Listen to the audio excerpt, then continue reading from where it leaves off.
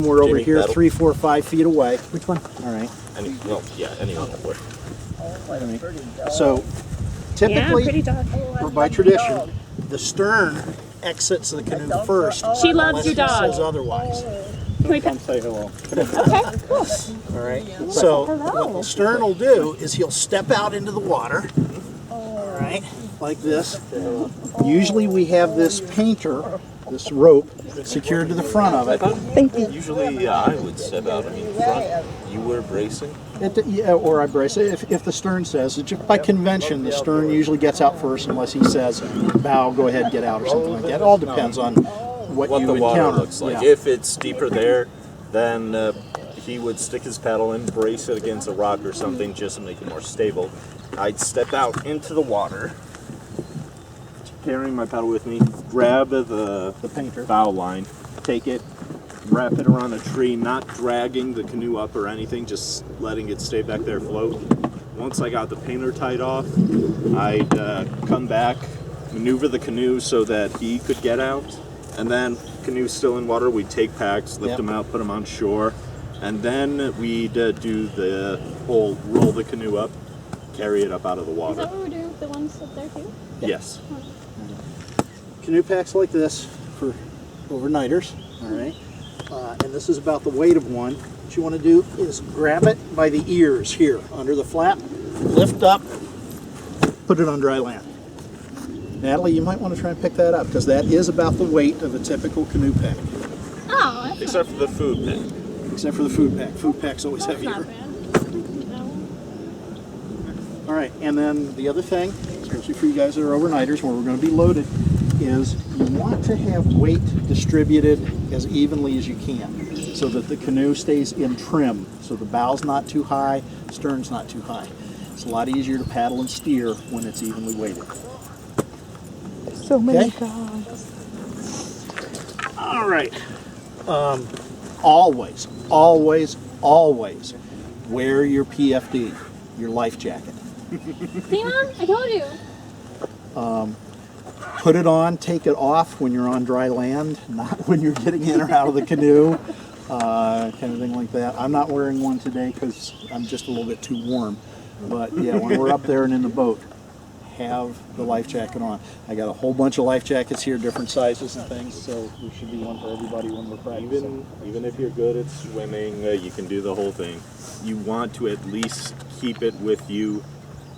Best practice is to just keep it on. Maybe don't have it fully zipped up, but at an absolute minimum, you keep it with you. You keep it right by your seat and easy grabbing distance. Okay, as far as getting in and out of the canoe is concerned, it's always easiest to get in and out from the sides here, okay? However, there may be times when there's simply not enough room to get in from the side and you have to get in from the end, in which case you wind up doing a little bit of a crab walk, because remember, your canoe, for you overnighters, is loaded down.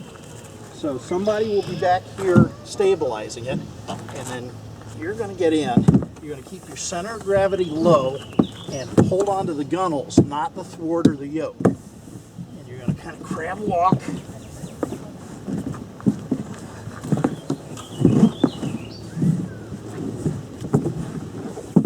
Until you're in the bow.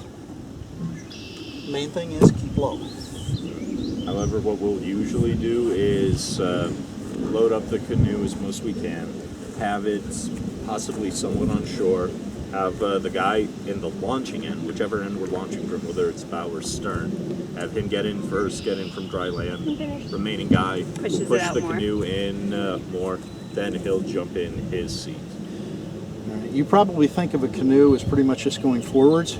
I'm going to teach you how to make it go backwards and sideways and in circles. I didn't really see this for these And the purpose of going over that is so that when you come to a portage landing, you can maneuver the canoe as close to the landing as possible. And then hopefully you're stepping out onto a rock that might be, 1 inch under the water, kind of a thing like that. That's what we try for. Can't always guarantee we can do it, but we try to keep the landings as dry as possible. Alrighty. does different things and is responsible for different things. If you're the paddler in the bow, you're the power for the boat. You're the one that's providing the majority of the propulsion for the boat. You're also watching out for hidden logs. Exactly. That's the other thing, is you're kind of scouting ahead, looking ahead. You're looking for obstacles in the water. Of course, if you see an obstacle, you got to let the guy in the stern know. The other thing that the bow person does is you set the cadence, and I'm going to explain a little in a minute or two what the cadence is. But you're the one in the bow who determines how smoothly the canoe is paddled, because it's important for the bow paddler and the stern paddler to stay in cadence with each other. Right? And the bow paddler is the one who sets that cadence. The stern paddler maintains the cadence. And the final thing that the bow paddler does is he listens to the stern paddler call for a specific stroke. All right, stern paddler can say, I want you to do this stroke on the right or this stroke on the left, because the stern paddler is the guy who navigates and steers the canoe. Okay? So stern steers, maintains the cadence, navigates. Typically the person in the stern is the one that has the map and the compass, even though the one in the front is the one who has the better view of things. The guy in the back is the one that's steering it, so he gets to be navigator. And then in conjunction with the bow paddler, the stern paddler is the one who maneuvers the canoe at portage landings to get it as close as possible. Alrighty. Before we talk about strokes and that sort of a thing, more terminology. All right. Grip up here. All right. And you'll notice we got two different types of grips that are very common on your paddles. There's a T grip and what is called a palm grip. All right. My personal preference is this one. I urge you to try both kinds, just at least to hold it. I think this is a lot more comfortable in the hand than a T paddle is. All right. The shaft is this part. You're going to hear me talk about the grip hand and the shaft hand. All right. Grip hand is the one that's on the end. Shaft hand is the one that's here. Right here, where the blade joins the shaft, is called the throat. All right. When you're paddling, you don't want to get too close right down on the throat, because you'll lose power. You actually want to be up a little ways. All right. When you're sitting in the canoe, the shaft hand should be just about the level of the gunnel. And then finally, this is the blade, and the side of the blade that is pushing against the water is called the power face. All right. As I describe strokes, you'll hear me say, turn the power face outward and sweep, or things like that. So the power face is the one that's actually pushing the water. On these, it doesn't matter which side is actually the power face, or Yeah. they're the same. They're identical. If I'm stroking this way, obviously this is not the power face, this is, but if I turn the paddle around on the next stroke, then the other side is the power face. The only time the direction matters is if you have a bent shaft, which none of us do, and I highly doubt they'll be giving us one up there. So, all right. Let me talk about how to hold your paddle. And if you hold it, you're going to get the most power out of your strokes. All right, if you hold it correctly. And to do this, I'm just going to illustrate with a real basic forward stroke. All right. So your grip hand ought to be held with the back of the hand facing up. All right. Holding a paddle like this might feel better, but it's not the best way to get power out of it. You want your paddle to be almost vertical. The back of the grip hand is going to be facing up. Okay. The shaft is going to be located approximately between the middle and ring fingers. Okay. With a T grip, it's almost natural just to split your hand right there around the thing. All right. And your grip hand is going to be across your body. Now I'm showing a right-handed stroke. Again, if you have your grip hand in front of you, see how the paddle is angled? But if the grip hand is across your body, the paddle is naturally more vertical. this way. All right.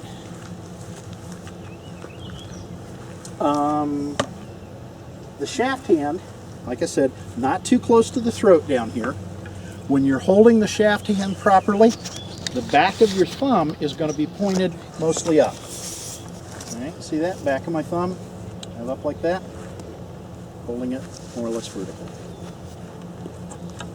All right, and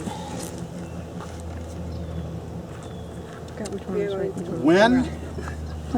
Got which hand when is you're right. paddling, and this happens to all of us, all right? When You you're feel it on both paddling, sides. you might notice all of a sudden you're going bump, bump, bump, bump alongside of the canoe. Bump, bump, bump, bump. If you're bumping the side of the canoe, it means one of two things.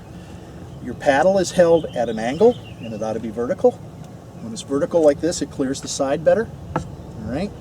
Or it means you're tired and you need a break, because you can't do that. And it's really important between the bow and the stern paddler, communicate, all right? You need to switch sides occasionally because your muscles get tired. So you just say, time to switch. You know. How are you supposed to if switch you when get- you're out in the middle of water? No, no, Show you no. that next. No, not front and back switch. Left to right. Oh, switch sides. Switch sides. I'm Switch leaving the bed sides. now. Time to switch sides. So the back, because to go straight, you have to We paddle were on going to opposite. have Natalie try to switch sides in the middle of the water just to see what would happen. But Natalie and who? Just me and me. I'm just gonna go for the one back. okay. Because whoever. Switching sides that you paddle on. All right. By common convention up in Minnesota, when it's time to switch sides, they just say hut. All right, that means switch sides. So if somebody calls hut, finish the stroke that you're doing. All right, because again, you're supposed to be in cadence. You're supposed to both be approximately in the same place of your strokes. So if somebody says, "Oh man, my arms are tired," hut, finish your stroke. Then lift the paddle up in front of you. Grip hand drops while you're moving it to the other side.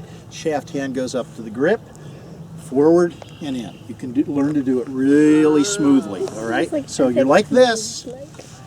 Hut, up, boom, boom, go. Hut, up, boom, boom, go. All right? Hut, 2, 3, Only let 4. go of Hut, 2, one 3, hand 4. at a time. You don't want to lose your paddle. Can we And attach this- floaty things to Natalie's? Maybe we should attach floaty things to that. All of them. Yeah. All parts of me. All right, so this is something that when we get out here and are practicing, practice switching sides. You know, somebody call hut, finish your stroke, and then up, drop, switch, go. Don't rush it. You know, take as much time as you need to make sure you've got a good grip on the paddle. Are we having people ever sit in the middle? I think on the way back from the overnight, one person has to sit in the middle of something, right? Possibly. If you're in the back and someone is sitting in the middle in front of you, be careful switching sides. Don't whack them in the head. I'm sorry, I didn't see you there. That has happened to Caitlin. She's been in the middle on a couple of her trips. All right. What's A little bit more terminology, and this is the last of the terminology. As I describe strokes, fish in the I water. have to describe There's fish in the the water. phases These are of the just fish stroke in the you go water. through. All right. The first part of the stroke, where you're entering the water, is called the catch. All right. That's where the paddle goes into the water. It's the catch. Then there's the power phase. That's when you're moving the canoe through the water by the force of your paddle. And then when you come to the end of your stroke and you pull the paddle back to begin again, that's the recovery. All right? Everybody clear on those? All right, let's talk about forward stroke. And I'm going to just kind of set right here. Actually, I think I'll set up on top of the canoe. Give me a little bit more height. All right, forward stroke. Catch, and since I'm right-handed, I typically show them on this side, but I can also show on this side. The catch is you reach forward and dig in the paddle like this, all right? Now, the power stroke, you can see Over. I'm more vertical than I am angled, and I'm going in like this, all right? And I'm going to come back like this. Now, on the power part of it, you are pulling with the shaft hand and pushing with the grip hand. And it isn't just your hands. You also want to use your back. Your back and your Use, shoulders. yeah, use your entire upper body. All right, and try and keep your posture So, good you too, wanna go like- because you will find that if your posture is bad, if you're like this, it's going to get to you. And then turn to go back up So- because it's easier. Catch, power, and you'll notice. I wish I could get this down a little bit more so you could actually see it. When I get back to about Because when you're coming back Here. up, you're fighting the a little wind. bit in front of my This one body, makes it more that's when I'm aerodynamic. going to start the recovery. All right, which I bring it out. Now, there's a couple options on the recovery. Most people just pull the paddle out of the water, recover through the air, and catch again. All right. Hey, Dad, to show them, we want to actually put this in the water, maybe on that point over there? And I'll just sit on the hold front. it in so you can be actually pushing some of the water. You can actually get it in, show them. That might not be a bad idea. Why don't we do that? Who wants to Is it take still a recording? practice ride to bring the canoe over there? Walk over with the canoe. You'll just be in the front doing only